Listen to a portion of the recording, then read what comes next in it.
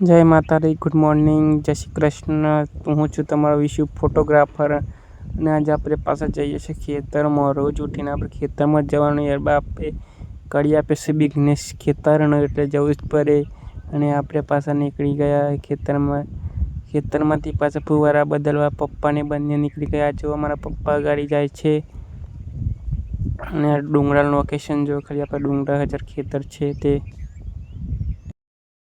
આપણે પાછા આવ્યા તબેલા પણ તબેલા તો આપણા લાડીલો દક્ષુભાઈ માટીમાં રમતા હતા જબરજસ્ત અને ગોળ પૈરું હતું એ એમના ઉપર બેસીને ગોઠેમરા ખાતા હતા। પછી આપણે બેસીને થોડી વાર એમને પણ જોયા કેવું રમે છે। ઘરે જવા દક્ષુભાઈ ગાડી દોડતા દોડતા નીકળી ગયા। પછી આપણે પાછળ એમના જતા હતા ક્યાંક પડી ના જાય એ બધું ધ્યાન રાખવું પડે દક્ષુભાઈનું।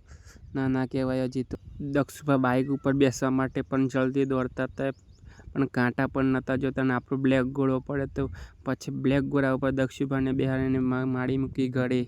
આપણે હવે ઘરે આવીને મોઢું બોઢું ધોઈને ફ્રેશ થઈ ગયા થોડા અને પછી આપણા ઘર આગળ જાંબુ કાળો મેસ બેઠો હતો આપણે એટલે જાંબુ ખાવા 2-3-4 જાંબુ પણ ખાધા પછી જાંબુનો નજારો પણ જોયો। પછી આપણે ટ્રેક્ટરનો સેલ મારીને નીકળી ગયા આપણે જેમ કે પહેરવા જવાનું હતું એટલા માટે।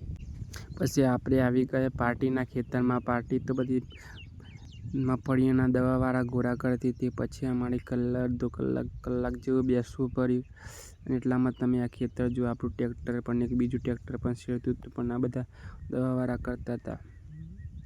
પછી આપણે થોડી વાર આરામ કર્યો અને એમનું છાપરું જોયું પણ છાપરું પણ જોરદાર ગજબનું હતું। પછી એમનું ટ્રેક્ટર બીજા ખેતરમાં શેરવા માટે પણ આવી ગયું હતું।